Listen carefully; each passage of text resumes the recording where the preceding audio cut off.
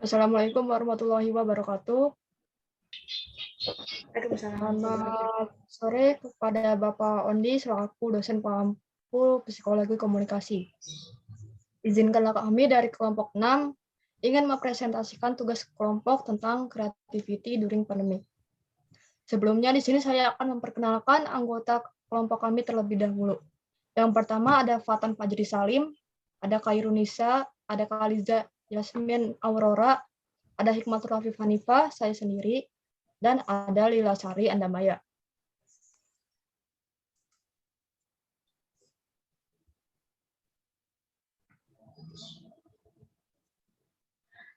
Pada saat ini, coronavirus telah menyebar ke seluruh dunia. Dengan adanya virus corona ini, secara tidak langsung berimbas kepada segi kehidupan, pendidikan, kesehatan, dan perekonomian yang terus mengalami penurunan. Upaya pemerintah dalam percepatan penanganan COVID-19 terus dilakukan di berbagai aspek. Di bidang pendidikan, pemerintah menerapkan melaksanakan program pembelajaran jarak jauh atau PJJ. Di bidang pekerjaan, pemerintah menerapkan pelaksanaan program work from home atau WFH. Lalu juga pemerintah menerapkan pemberlakuan pembatasan kegiatan masyarakat atau PPKM. Oleh karena itu, masyarakat dilarang untuk keluar rumah dan mengurangi aktivitas di luar rumah. Yang pertama ada teori stimulus respon. Pengertian dari teori stimulus respon adalah model yang menunjukkan bahwa komunikasi merupakan proses aksi reaksi. Artinya teori ini mengasumsi bahwa kata-kata verbal, isyarat verbal, dan simbol-simbol tertentu dapat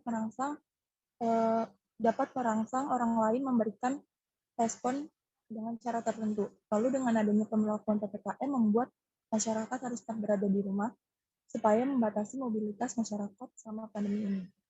Lalu berdasarkan berita yang kami ambil dari Kompas TV, sehingga menurut teori stimulus respon, larangan tersebut tidak membuat masyarakat kehabisan kreativitas, tapi justru malah melakukan sejumlah kreativitas baru. Beragam kreativitas dan inovasi muncul dari sekadar mengisi waktu luang dan dapat menghasilkan. Lalu kreativitas tersebut datang dari Kota Batu, Jawa Timur. Salah satu warga dusun Torong Rejo berhasil mengubah popok bekas sekali pakai menjadi pot bunga. Awal mulanya warga dusun Torong Rejo melihat banyak sampah-sampah yang dibuang ke sungai. Kemudian muncullah sebuah ide untuk memanfaatkan sampah-sampah tersebut agar tidak mencemari lingkungan.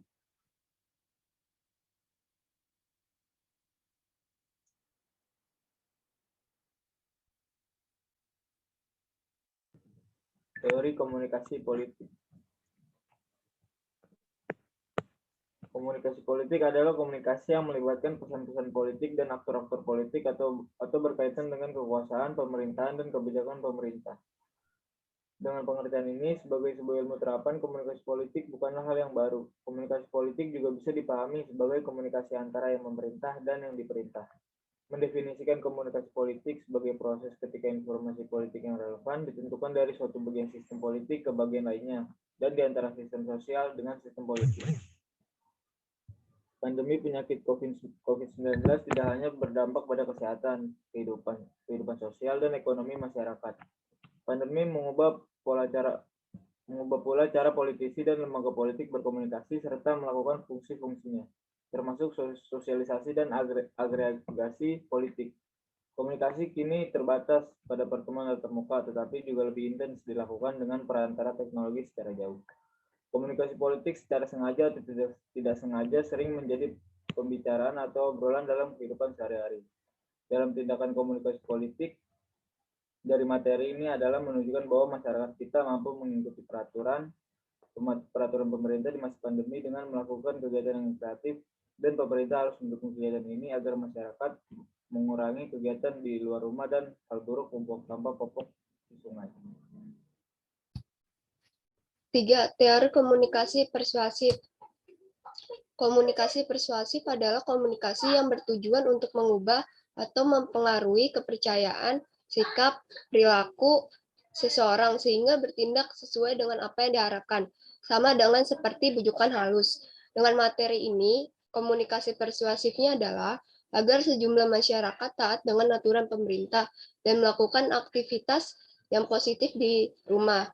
Bisa memulai dari mendaur ulangkan sampah agar tidak banyaknya masyarakat yang membuang popok di sungai. Salah satunya dengan membuat pot dari popok bekas. 4. Teori komunikasi kelompok. Teori komunikasi kelompok adalah sebuah interaksi yang dilakukan oleh beberapa orang dalam sejumlah perkumpulan, seperti rapat, diskusi, forum, dan sebagainya, dengan jumlah peserta yang relatif kecil. Pada umumnya, teori komunikasi kelompok dipengaruhi oleh 3 faktor. Yang pertama adalah konformitatif atau kepercayaan individu akibat adanya tekanan-tekanan dari kelompok. Yang kedua adalah fasilitas sosial, dan yang keempat adalah polarisasi atau kecenderungan terhadap sebuah hal yang lebih ekstrim. Maka berdasarkan berita yang kami ambil dari Kompas TV dapat disimpulkan bahwa penerapan komunikasi kelompok yang terjadi yaitu menggunakan teori komunikasi sekunder. Komunikasi sekunder sendiri dapat diartikan sebagai sebuah komunikasi yang satu sama lainnya tidak saling dekat. Demikian presentasi dari kelompok kami. Kurang lebihnya mohon maaf. Wassalamualaikum warahmatullahi wabarakatuh. Salam sejahtera untuk kita semua.